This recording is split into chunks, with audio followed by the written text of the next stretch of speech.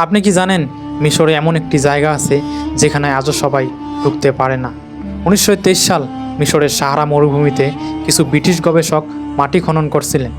জায়গাটার নাম সাক্কারা। হঠাৎ তারা বালুর নিচে একটি পাথরের দরজা পান। দরজা খুলতেই ভেতরে দেখা যায় একটি মূর্তিও। দেহ মানুষের মতো, কিন্তু মুখ আলাদা। গবেষকরা অবাক হয়ে যান। তাদের মনে হয় এটি খুব পুরনো কোনো সময়ের মূর্তি। সবচেয়ে আশ্চর্যের বিষয়, মূর্তির বুকে তারার নকশা ছিল। এই অদ্ভুত অবস্থা দেখে পরে সেই জায়গা বন্ধ করে দেওয়া হয়। আজও সাধারণ মানুষ সেখানে যেতে পারে না।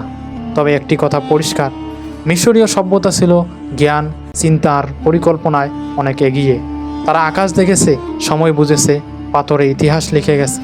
হাজার হাজার বছর পরেও আমরা তাদের কাজ দেখে অবাক হই। মিশরীয় সভ্যতা আমাদের শেখায় মানুষ অনেক আগেই ভাবতে শিখেছিল, জানতে চেয়েছিল, আর সেই জানার চেষ্টাই মানুষকে মহান করেছে।